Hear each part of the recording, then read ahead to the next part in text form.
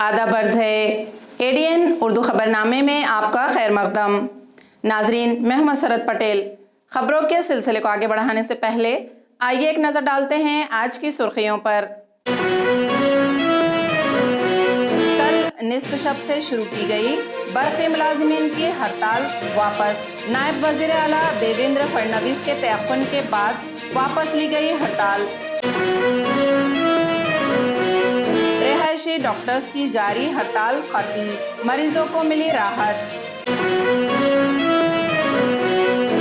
और police force की जानिब से मनाए जा रहे राइजिंग डे हफ्ते के सिलसिले में एमजीएम की जानिब से पेश किए गए स्ट्रीट ड्रामे। अब खबरें तफसील से। आज निस्फ शब से शुरू की गई बर्क़ी मुलाजिमीन की हड़ताल वापस ले ली गई है। नायब वज़ीर आला देवेंद्र फडणवीस और मुलाजिमीन तंजीम के माबैन आज गुफ्त शनीद हुई और मसाइल का हल निकाला गया। ये गव्हर्नमेंटने जो प्रायव्हेटायझेशन या गव्हर्नमेंटने जे प्रायव्हेटायझेशन धोरण अवलंबलेलं आहे, अदानीला जी नवी मुंबई खारघर तळोजा या जो आमचा जो महसुली भाग आहे ज्यावर पूर्ण महाराष्ट्राचा डोलार आहे, असे भाग नफ्यातले भाग हे देण्याचा घाट या सध्याच्या विद्यमान सरकारने घातलेला आहे। यासाठी या प्रायव्हेटायझेशन रद्द करण्यासाठी आमच्या सर्व 31 संघटना, अगोदर 30 संघटना होत्या, आता कंत्राटी कामगार जवळपास 40,000 कंत्राटी कामगार आमच्या सोबत आले आहेत। त्यामुळे या प्रशासनाच्या विरोधात सर्व 100% कर्मचारी आज आंदोलनात उतरलेला आहे आणि शासनाला विनंती आहे की त्यांनी जो खाजगीकरणाचा घाट घातला, पॅरलल लायसन्सिंगचा जो घाट घातलेला आहे तो तात्काळ रद्द करावा अशी सर्व संघटनांची मागणी आहे। त्यासाठी आज हा संप पुकारतो आणि ग्राहकांना आमचं अपील आहे की आम्ही 1 महिना पहिले या शासनाला या आंदोलनाची नोटीस दिली होती आणि ही नोटीस देऊनही प्रशासनाने आपला हेका खाजगीकरणाचा कायम ठेवला आणि तो कायम ठेवल्यानंतर कुठेही त्यामध्ये सकारात्मक पावलं शासनाकडून उचलले गेले नाही। म्हणूनच हा संप जनतेवर लादला गेला आहे आणि आमच्यावरही लादला गेला। याचा त्रास जनतेला होतोय, त्याबद्दल आम्ही दिलगिरी व्यक्त करतो, परंतु हा त्रास शासनाला जनतेला द्यायचा आहे असं वाटतंय, हा प्रश्न निर्माण झालेला आहे।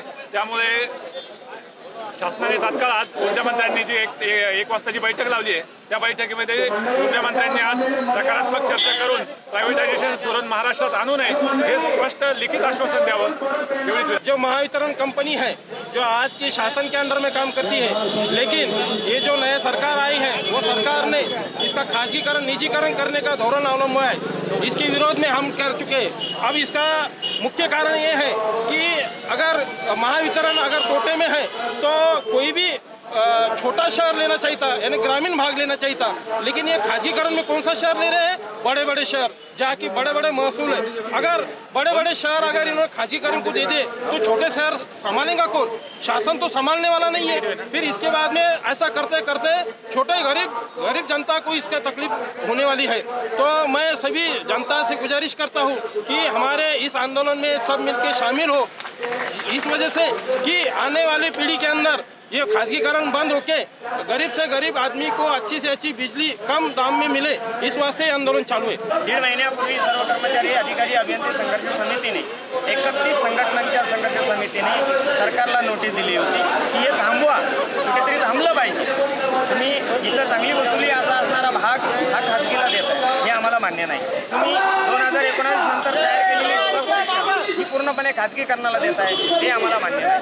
तुम्ही निर्मितीची जलविद्युत केंद्रे ही पूर्णपणे खाजगीकरणाला देत आहे, हे आम्हाला मान्य नाही। तुम्ही भरती कायम पूर्ण क्षमतेने करत नाही आणि कायमस्वरूपी आउटसोर्सिंग कर्मचारी त्या ठिकाणी करत आहे, हे आम्हाला मान्य नाही। या सर्व खाजगीकरणाच्या विरोधात आम्ही रस्त्यावर आज उतरलोय। आज 72 तासांचा संप करतोय। सरकारने ऐकावं, आमच्या मागण्या पूर्ण कराव्या। जर काही पूर्ण झाल्या तर 18 जानेवारी 2023 बेमुदत संपावर जाण्याचा आम्ही इशारा दिलेला आहे।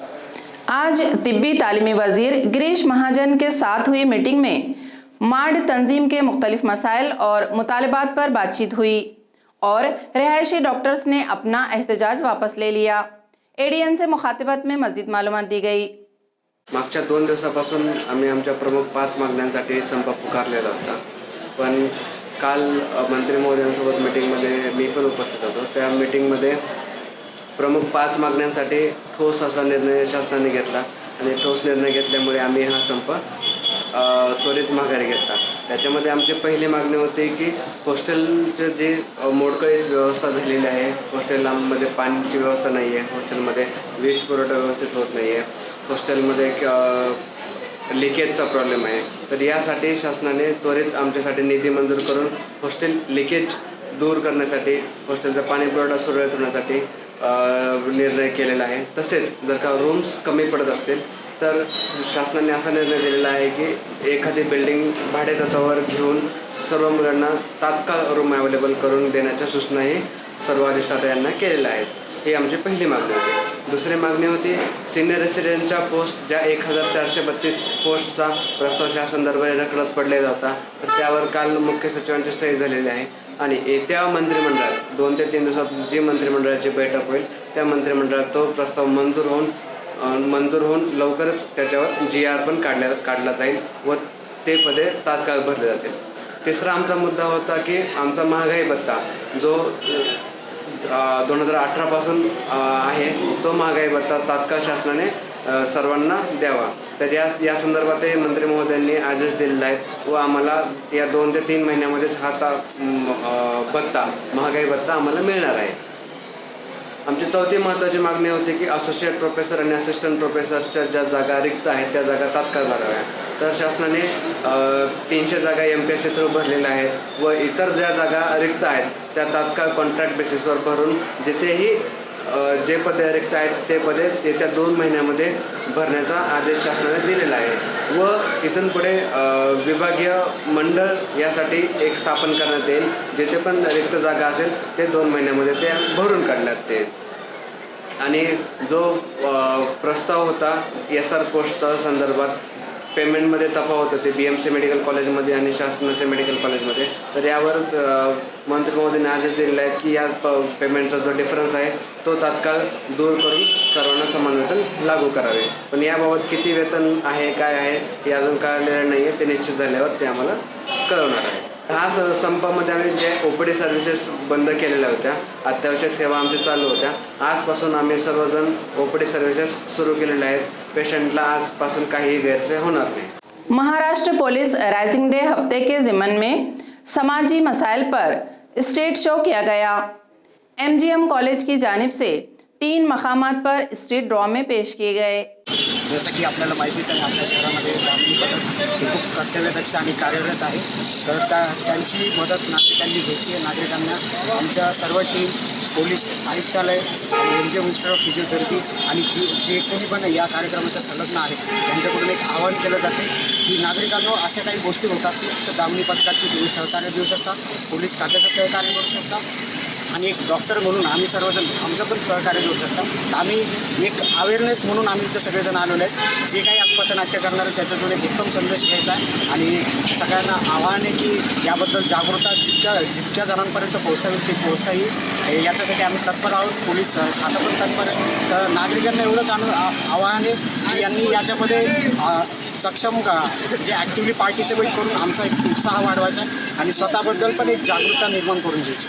जसं आपल्या सगळ्यांना माहिती आहे 2 जानेवारी 2023 ते 8 जानेवारी 2023 हा महाराष्ट्र पोलीस स्थापना दिवस रेझिंग डे म्हणून साजरा केला जातो. तर त्याचसाठी आपलं जे दामिनी पथक आहे आणि पोलीस आयुक्तालय औरंगाबाद हे दिवस साजरा करतात आणि त्याच कारणासाठी MGM institute of physiotherapy Aurangabad जे MUHS नाशिकला ॲफिलिएटेड आहे त्याचे आम्ही विद्यार्थी आहोत आणि काही ज्वलंत विषयांवर जसं की बाळ शोषण, महिलांवर अत्याचार यासाठी आम्ही एक पथनाट्य तयार केलं आणि ते पथनाट्य आताच आम्ही कामगार चौकात सादर केलं आहे आणि आता TV सेंटरवर सुद्धा सादर करतो आणि या पथनाट्यातून खूप मोलाचे संदेश हे लोकांनी घेतलेत आणि त्यांना मिळतील सुद्धा आणि ते त्यांच्या दैनंदिन जीवनात त्यांना खूप उपयोगी येतील हीच आमची आशा आहे. डॉक्टर बाबा साहब अम्बेडकर मराठवाड़ा यूनिवर्सिटी के ग्रेजुएट के इम्तिहानात शुरू होकर कई दिन हो चुके हैं. ताहम आज आखिरी मौका देने के बावजूद कई कॉलेजेस ने इम्तिहानात के फॉर्म पूर्ण नहीं किए. सुरू आहे, परीक्षा सुरू आहे, निकाल लागणं सुद्धा सुरू झालं आहे. त्यामुळे आम्ही सर्व निकाल 30 दिवसाच्या आतमध्ये लावू अशा पद्धतीने आम्ही प्रयोजन केलं आहे. काही निकाल काल लागले आणि आम्ही यांना सांगितलं की जे निकाल ज्या दिवशी लागतील त्या दिवशी ते वेबसाईटवरती आले पाहिजे. टुडेज रिझल्ट म्हणजे काय आहे ते सर्वांना कळलं पाहिजे अशा पद्धतीचाही उपक्रम आम्ही सुरू करतो आहे. नवीन शैक्षणिक धोरणाबाबत महाराष्ट्र शासन खूप जागरूक आहे आणि त्याच्यामध्ये आपलं विद्यापीठ डॉक्टर बाबा साहब अम्बेडकर मराठवाड़ा यूनिवर्सिटी में सिक्योरिटी के नजरिए से बगैर इजाजत के शूटिंग करने पर 2000 रुपये जुर्माना आयद किया जाएगा। डॉक्टर बाबा साहब अम्बेडकर मराठवाड़ा यूनिवर्सिटी में सिक्योरिटी के नजरिए से वीडियो शूटिंग पर पाबंदी आयद कर दी गई है। यूनिवर्सिटी के अहाते में बगैर इजाजत शूटिंग करने पर 2000 रुपये जुर्माना आयद किया जाएगा। इसकी इत्तला यूनिवर्सिटी इंतजामिया ने दी। वाज़ेह हो कि इससे पहले रिसर्च सेंटर पर हाजिरी के लिए बायोमेट्रिक सिस्टम को भी नस्ब किया गया है। अब सिक्योरिटी के नज़रिए से ये फैसला किया गया। खबरें और भी हैं, लेकिन एक छोटे से वक्फे के बाद जल्द हाजिर होते हैं। आप देखते रहिए ADN उर्दू न्यूज़।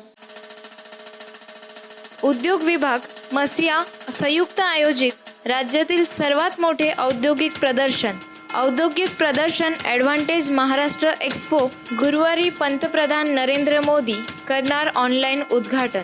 प्रमुख उपस्थिती मुख्यमंत्री एकनाथ शिंदे, उपमुख्यमंत्री देवेंद्र फडणवीस, केंद्रीय राज्यमंत्री डॉक्टर भागवत कराड, रेल्वे मंत्री रावसाहेब दानवे, खासदार इम्तियाज जलील, राज्याचे उद्योग मंत्री उदय सामंत, कॅबिनेट मंत्री अतुल सावे, पालकमंत्री संदीपान भुमरे, कृषी मंत्री अब्दुल सत्तार, विरोधी पक्षनेते अंबादास दानवे, आमदार हरिभाऊ बागडे, आमदार संजय शिरसाट, आमदार प्रदीप जयस्वाल, आमदार सतीश चव्हाण, आमदार प्रशांत बंब, आमदार रमेश बोरनारे, आमदार उदयसिंह राजपूत आदी। स्वागत उत्सुक तथा आयोजन समिती मसियाचे अध्यक्ष किरण जगताप, कन्व्हेनर अभय हंसनाळ, उपाध्यक्ष भगवान राऊत, अनिल पाटील, सचिव राहुल मोगले, राजेंद्र चौधरी, मुख्य प्रसिद्धी प्रमुख अब्दुल शेख, प्रसिद्धी प्रमुख दुष्यंत आठवले,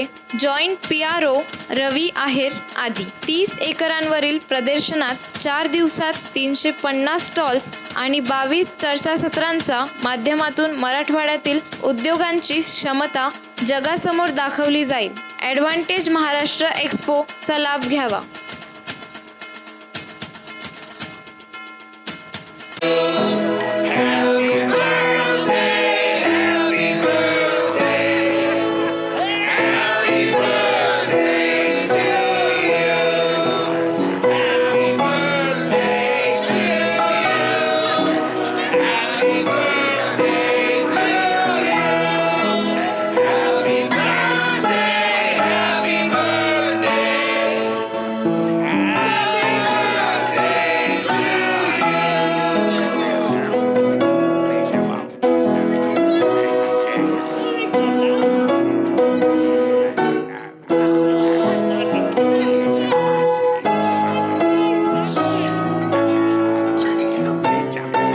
रोजनामा औरंगाबाद टाइम्स की 56वीं सालगिरह है। साबिक कॉर्पोरेटर न्यूज ADN के डायरेक्टर अयूब खान रोजनामा औरंगाबाद टाइम्स के मुदीर आला शोएब खुसरो, नायब मुदीर आला और तमाम स्टाफ को मुबारकबाद पेश करते हैं। वक्फे के बाद आपका दोबारा इस्तकबाल है। मांझे के जिम्मन में देही superintendent of police Manish Kalwania ने शहरियों से अपील की। उन्होंने कहा कि मांझे के सिलसिले में हमने तमाम देही पोलीस स्टेशनों को हिदायत दी है। औरंगाबाद ग्रामीण पोलीसमध्ये आम्ही प्रत्येक पोलीस स्टेशन लेवलवर पथक तयार केलेले आहे। त्यांचे डेडिकेटेड फोन नंबर्स आम्ही प्रेस नोटच्या माध्यमातून, वृत्तपत्राच्या माध्यमातून तसेच सोशल मीडियावर आम्ही व्हायरल केलेलं आहे। हे पथक कुठेही अवैध मांजाच्या विक्री होत असेल तर त्याच्यावर कारवाई करतील। आतापर्यंत वेगवेगळे पोलीस स्टेशनमध्ये गुन्हे पण दाखल केलेले आहे आम्ही, आणि जे मांजाचा साठा करणारे लोक आहे किंवा ते जे विकणारे लोक आहेत त्यांच्यावर आम्ही गुन्हे दाखल करतोय। या व्यतिरिक्त वेगवेगळे छापे टाकून पण आम्ही खात्री करतोय की कुठेही अशा प्रकारची गांजाची विक्री, मांजाची विक्री होणार नाही। या व्यतिरिक्त आम्ही जनताला आवाहन करतोय की कृपया करून अशा प्रकारच्या जे चायनीज मांजा आहे ज्याच्यावरती काही काच किंवा इतर वस्तू लावलेली असते त्याचा वापर कृपया करून करू नका। अशा प्रकारच्या जे चायनीज मांजा आहे तो जर रोडवर पडला किंवा पतंग उडवताना त्याचा जर वापर केला तर रोडवर चालणारे मोटरसायकल, दुचाकी सवार पशुपक्षी, जनावर, लहान मुले यांना सिरियस इंजरीज होऊ शकते, तो लाईफ थ्रेटनिंग पण होऊ शकता। त्यामुळे कृपया करून अशा प्रकारच्या चायनीज मांजाचा वापर करू नका। रियासत में 18 अहम शहरों के तनासुब में औरंगाबाद का कम से कम दर्ज हरारत 9.3 डिग्री सेल्सियस दर्ज किया गया। आज शाम शहर में सर्दी में मजीद इजाफा हो गया है। रियासत के अक्सर मकामात पर सर्दी की लहर जारी है। खास तौर पर रात के वक्त सर्दी में इजाफा हो रहा है। औरंगाबाद का कम से कम दर्ज हरारत 9 डिग्री सेल्सियस तक पहुंच गया है। रियासत में 18 अहम शहरों के मुकाबले में औरंगाबाद का दर्ज हरारत कम दर्ज किया गया। शाम से सुबह तक सर्दी में इजाफा दर्ज किया जा रहा है। सर्दी की वजह से सेहत का मसला पैदा हो गया है। सर्दी की वजह से बीमारियों का सिलसिला भी शुरू हो गया है। अक्सर अफराद को सर्दी और सांस की शिकायतें हो रही हैं। हमें सर्दी के इस मौसम में अपनी सेहत की फिक्र करना ज़रूरी है। महाराष्ट्र रियासती बकर खस्साब खाटिक तंजीम की जानिब से मुख्तलिफ मुतालबात पर म्यूनसिपल कॉरपोरेशन के अफसरान के खिलाफ बेमुद्दत भूख हड़ताल शुरू की गई। एडीएन से मुखातिबत में मजीद मालूमात दी गई। उपोषण अगोदर आम्ही 1 दिवस उपोषण लावलं होतं।